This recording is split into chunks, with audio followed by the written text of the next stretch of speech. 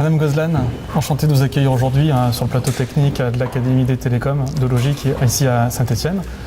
Donc plusieurs questions à vous poser, notamment pour notre prochain Tech Day qui va se dérouler en Polynésie française. Alors tout d'abord, pourriez-vous vous présenter et quelle est votre fonction au sein de la Grande École du Numérique ? Bonjour, merci à vous de cette invitation. Donc, je suis Samia Gozlan, je suis la directrice de la Grande École du Numérique. Donc, la Grande École du Numérique, c'est un label, un réseau et éventuellement un amorçage aujourd'hui. La Grande École du Numérique décerne un label à des formations. Oui. Ce jour, le label Grande École du Numérique compte apparemment plus de 750 formations au métier du numérique sur l'ensemble du territoire français. Est-ce que vous pourriez, s'il vous plaît, nous en dire plus quant à cette labellisation ? Oui, effectivement, le label de la Grande École du Numérique a été lancé lors du premier appel à labellisation dès fin 2015, début 2016, au moment où l'initiative a démarré. Derrière cette initiative, il y avait une ambition à la fois sociale et une ambition économique. L'ambition sociale, c'est d'aller former des personnes peu ou pas qualifiées à des métiers numériques porteurs d'opportunités professionnelles.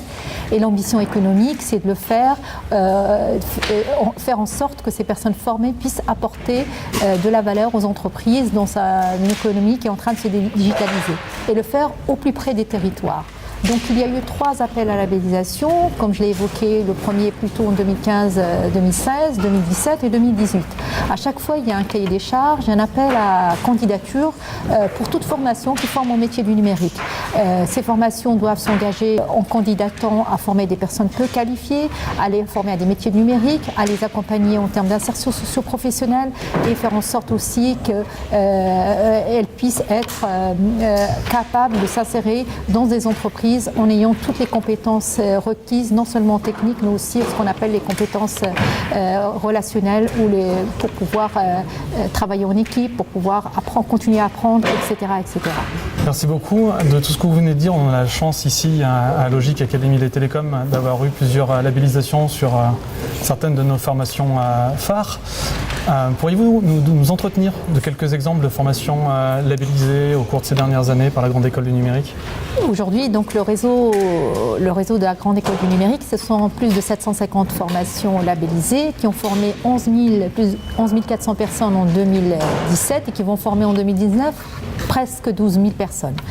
Donc c'est des formations très diverses. On peut les classer en plusieurs catégories. Il y a des formations qui sont extrêmement techniques où le besoin en compétences est crucial en France, puisque ce sont des formations qui permettent d'avoir des développeurs web, mobiles, d'applications web mobiles, des développeurs ce qu'on appelle back-end, front-end, full stack, mais il y a aussi des formations qui permettent de former des personnes à tout ce qui est technicien d'intervention télécom, technicien de réseau, administration de réseau. Et il y a aussi des formations qui sont moins techniques et qui sont beaucoup plus liées au contenu, qui permettent de former par exemple des community managers qui vont gérer tous les aspects sociaux, les réseaux sociaux des entreprises, ou des formations qui vont aller être beaucoup plus en lien avec le marketing ou ce qu'on appelle le côté digital, avec les leviers qui permettent aux entreprises de bien peut-être optimiser leur site. Il y a aussi des formations qui sont tout simplement en lien avec la médiation numérique ou le référent digital, c'est-à-dire des formations qui vont permettre d'aider un public particulier à comprendre les enjeux du numérique et à le former. Donc il y a toute une diversité de formations. Récemment, nous, on a travaillé sur les métiers du numérique auxquels on forme à la Grande École du Numérique et on s'est rendu compte qu'en fait nos formations suivent le cycle de vie d'un projet digital, depuis la conception jusqu'à la maintenance. Et on a vraiment sur chaque, on a défini 9 métiers numériques, 9 familles de métiers numériques. Sur chaque famille de métiers, on retrouve plusieurs formations qui répondent à ces besoins-là. Effectivement, on est beaucoup plus à un niveau technicien, puisque les formations, certaines sont reconnues et délivrent un diplôme, un titre RNCP, que plutôt des formations qui vont être à Bac+5 ou autres, mais ce sont des formations qui répondent à des besoins de compétences des entreprises au niveau des territoires où les apprenants formés arrivent à se projeter et à s'insérer socio-professionnellement. Merci, c'est tout un programme, mine de rien, pour la France, puisque je sais que l'on est regardé de l'étranger sur tout ce qui est développé, tant par l'Agence du numérique que la Grande École du numérique que vous représentez. Il y a d'autres projets qui tournent autour de la grande école du numérique. On a entendu parler d'un programme 10 000 formations numériques ou encore du plan d'investissement dans les compétences. Pourriez-vous nous dire un petit peu plus sur ces deux programmes et l'implication qu'a la grande école du numérique?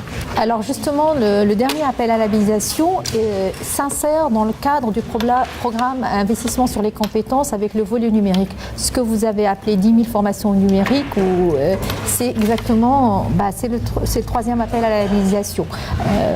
Il y a deux opérateurs qui sont intervenus dans ce programme-là, Pôle emploi pour les personnes qui sont demandeurs d'emploi et la grande école du numérique au travers de son troisième appel à labellisation pour les personnes qui sont plutôt en recherche d'emploi, c'est-à-dire des personnes très peu qualifiées avec un niveau bac et infra-bac. C'est la particularité de ce dernier appel à labellisation. C'est qu'on va aller chercher vraiment des personnes éloignées de la formation de l'emploi, on va chercher des personnes qui ont un niveau bac ou infra-bac et de ce fait, on va demander aux formations qui candidatent pour pouvoir les former de respecter bien ces critères-là. Ce sont des critères d'éligibilité qui ont été vraiment précisés dans le moment du lancement de l'appel à labellisation et qui ont été aussi, on va dire, notre moteur au moment de la sélection, de l'instruction des dossiers de candidature.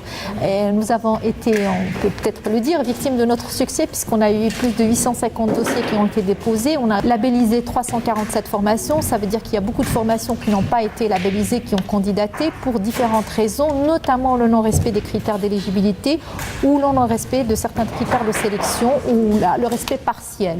Donc c'est très important dans ce dernier programme 10 000 formations numériques dans lequel la grande école intervient, que c'est les formations qui ont répondu et qui ont obtenu le label respectent leur engagement. Former des personnes peu ou pas qualifiées avec un niveau bac et infra-bac, les former à des métiers du numérique, les accompagner en termes d'insertion socio-professionnelle et faire en sorte que vraiment que la formation aussi puisse se pérenniser. Parce que nous, à la grande école du numérique, on arrive en amorçage, c'est-à-dire qu'on a pour ambition de permettre aux formations de démarrer. Mais après, les formations, il faudrait qu'elles se pérennisent. Pour ce faire, il faut que dès le départ, dans leur dépôt de candidature pour le label, il y ait cette vision de pérennisation. Et ça, c'est aussi important. Ça a été un des éléments déterminants pour pouvoir permettre aux formations d'obtenir le label. Aujourd'hui, on regarde ce qui est en train de se faire. L'année 2019 est décisive. Je l'ai évoqué tout à l'heure. On attend 12 000 personnes qui vont être formées. Donc, ça veut dire que l'équipe de la grande école du numérique suit de très près le démarrage des formations, le démarrage des sessions, suit les dates qui ont été déclarées par rapport à celles qui vont être réalisées et fait en sorte d'aider, de lever les difficultés quand il y en a au niveau des territoires ou au sein d'une formation, par exemple, qui n'arrive pas à recruter les personnes parce que pour telle ou telle raison, etc. Vous parlez de la composition de l'équipe. Je pense qu'il sera intéressant pour celles et ceux qui nous écoutent que vous puissiez nous donner un petit peu sa composition, son ampleur, parce que très souvent, on ne voit pas les hommes et les femmes qui sont derrière les grands projets comme les vôtres que vous menez. On est une toute petite équipe. Moi-même, j'ai pris mes fonctions fin 2016, début 2017 et il y avait 9 personnes. Aujourd'hui, on espère, on continue avec les recrutements qui sont en cours, arriver à 20 personnes. Effectivement, on est maintenant organisé en pôle. Il y a un grand pôle à la fois de suivi d'évaluation des formations, je l'ai évoqué tout à l'heure. C'est un pôle qui permet à la fois d'accompagner les formations pour qu'elles puissent démarrer et puis de les aider à soulever à régler les difficultés auxquelles elles vont pouvoir faire face en cas de difficulté de recrutement, en cas de difficulté de bouclage de financement, en cas de difficulté d'obtention des aides subsidiaires pour les apprenants. Donc c'est vraiment un pôle important car quasiment 38% de l'équipe travaille dans ce pôle-là. Et puis il y a un pôle administratif financier, on a parlé d'amorçage, on a parlé de financement, donc il y a une convention juridique qui lie aux formations, donc il faut absolument qu'il y ait un suivi à la fois administratif et financier. Et puis il y a un pôle qui est plus développement, qui travaille énormément à faire en sorte que les formations soient visibles en termes de communication dans les territoires, avec des événements, des job dating et aussi en nouant des partenariats avec les grands groupes, les startups et même les administrations pour qu'elles recrutent nos apprenants. Cette initiative, quand nous on a nommé recruteurs de talents numériques, marche très très bien avec les grands groupes. Maintenant on a l'objectif d'aller vers des petites entreprises, des PME ou TPE dans les territoires pour leur dire ouvrez-vous à la diversité de recrutement, allez recruter recruter nos apprenants, testez-les sur leurs compétences, ne soyez pas forcément focalisés sur le diplôme. Si vous avez besoin d'un technicien de réseau, testez-le pour ce qu'il sait apporter, pas pour forcément parce qu'il a un bac+2 ou quelque chose de cet ordre-là. Et donc ça, c'est vraiment une partie importante du travail de l'équipe des développements. Après, nous, on n'a pas l'objectif de grossir ou d'être une énorme structure. Notre volonté, c'est de permettre aux formations d'être ancrées dans les territoires, permettre aux formations de continuer à former des apprenants qui sont peu ou pas qualifiés, permettre aux entreprises d'aller les recruter. Donc, ce qui est important, c'est que les formations se pérennisent et se développent et progressent. Non pas que la grande école du numérique se grossisse. Alors, 20 personnes, c'est déjà très bien. Nous pensons à regard de ce qui nous attend cette année, c'est le bon nombre. Après, nous, on est très aidés et très ouverts parce que beaucoup d'entreprises nous proposent aussi, par exemple, de l'aide en termes de mécénat de compétences pour tel ou tel projet. Et donc, dans ce sens-là, on n'a pas besoin forcément de ressources internalisées, mais plutôt de l'appui sur des entreprises partenaires dans ce sens-là. Merci beaucoup. Alors mes équipes ne me contrediront pas puisqu'on sait que le label Grande École du Numérique est exigeant, il est synonyme de qualité, d'innovation et d'inclusion. Pourriez-vous nous en dire un petit peu plus sur les critères d'accès au label Grande École du Numérique ? Alors, le label jusqu'à maintenant est lié à un appel à labellisation. Donc ça veut dire que pour l'instant, on n'a pas un processus de labellisation qui est au fil de l'eau. C'est-à-dire que toute formation au métier numérique ne peut pas aujourd'hui déposer sa candidature, dire je veux obtenir le label. Le label est forcément lié à un cahier des charges, un appel à labellisation avec des critères très définis, qui sont des critères d'éligibilité et des critères de sélection, comme je l'ai évoqué tout à l'heure. C'est le dernier appel à labellisation, il y avait 5 critères d'éligibilité, une dizaine de critères de sélection. Donc les formations qui ont candidaté ont dû aller vraiment bien les étudier. On les a accompagnées pour qu'elles puissent le comprendre, puisqu'on a laissé ouvert l'appel à candidature presque un peu plus de 2 mois. Et on a répondu au téléphone, on a fait des live chats, parce que notre objectif à nous, c'est que le maximum de formations obtiennent le label dans le respect des critères d'éligibilité et des critères de sélection. Donc nous, on est ravis de pouvoir l'octroyer si les formations respectent nos critères d'éligibilité et nos critères de sélection. Après, à côté du label, il y a la demande d'un amorçage. Cet amorçage a été un peu différent dans le dernier appel à la labellisation de 2018 par rapport aux 2 précédents, puisqu'il n'y avait pas de limite dans le sens où dans les 2 premiers appels, on pouvait aller jusqu'à 70 000 €, 50% du budget, quel que soit, on va dire, ce budget. Ça peut être des frais de fonctionnement, des frais de structure, des frais de recrutement, etc. etc. Donc, le dernier appel à labellisation, comme on a exigé des formations d'aller chercher un public vraiment peu qualifié, éloigné de la formation de l'emploi, niveau bac et infra-bac, on a estimé qu'on pouvait les faire confiance, et c'est ça aussi le label, aux formations pour répondre avec une demande d'amorçage ou de subvention en tout cas adéquate. Donc on n'a pas mis de limite, mais on a regardé les budgets, la sincérité des budgets et l'adéquation entre le coût de la formation, le nombre d'apprenants et la subvention demandée. Donc on est un peu plus de ce qui a été demandé et accordé lors des 2 premiers appels à labellisation.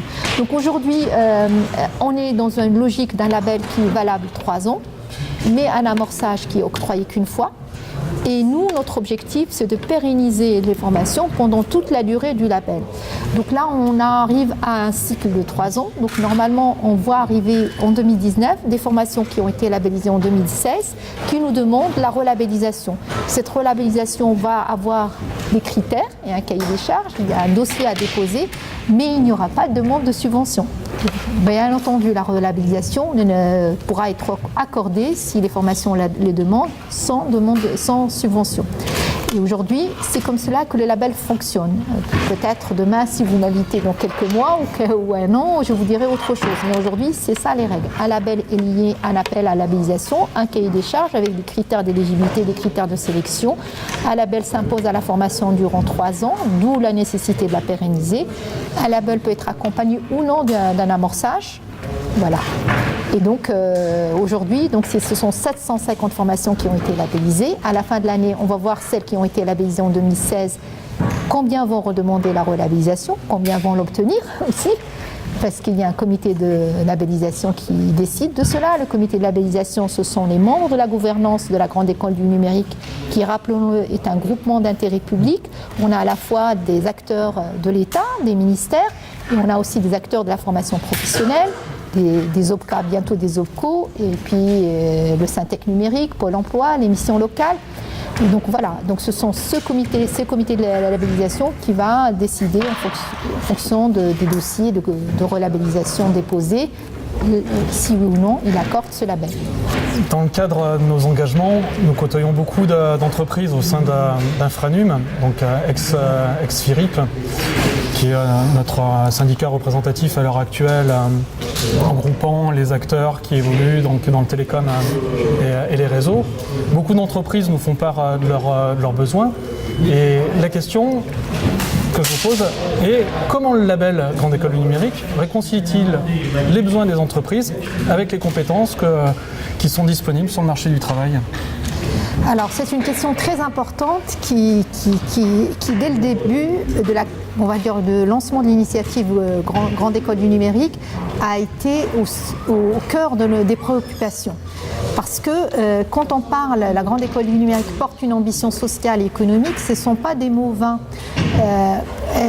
Nous ne lançons pas des appels à labellisation pour des formations, pour former des personnes. Nous lançons des appels à labellisation pour former des personnes à des métiers qui sont en tension à un niveau local et à un niveau territorial. Donc au moment de regarder les dossiers de candidature, il y a toujours cette question, est-ce que nous formons des personnes qui vont pouvoir trouver un poste et un emploi ? Et ça va beaucoup plus loin puisque l'équipe de la Grande École du Numérique effectivement instruit les dossiers de candidature, mais il y a un avis technique qui est demandé au direct aux conseils régionaux. Et notamment ces avis techniques sont est-ce que vous pensez que ces métiers auxquels on forme sont des métiers qui vont pouvoir permettre une sortie positive avec une insertion socio-professionnelle. Donc il y a vraiment cette vigilance à former à des métiers numériques dans lesquels les personnes vont pouvoir se réaliser professionnellement et vont pouvoir rebondir avec un poste. La deuxième chose, c'est que les formations numériques, et que je tiens à saluer, toutes celles qui ont été labellisées, ont été très agiles et très souples à adapter leur offre de formation aux besoins des entreprises. Et on le voit, mais presque quotidiennement. C'est-à-dire que les parcours de formation qui sont proposés sont des parcours de formation qui sont en lien avec des besoins en compétences numériques dans une région donnée. Et ces parcours évoluent parce que les formations travaillent avec les entreprises. Il y a obligatoirement un stage d'un mois, de 2 mois au minimum en fonction de la durée de la formation. En moyenne, une formation labellisée dure 7 mois. Et donc, la plupart du temps, ce stage, c'est presque une pré-embauche. Ça permet à l'entreprise de tester les compétences de la personne formée. Ça permet aussi à la formation de se rendre compte si sa formation est bien adaptée par rapport aux besoins des entreprises. Donc la question de travailler les compétences acquises au cours d'une formation et les compétences dont les entreprises ont besoin est là une question cruciale.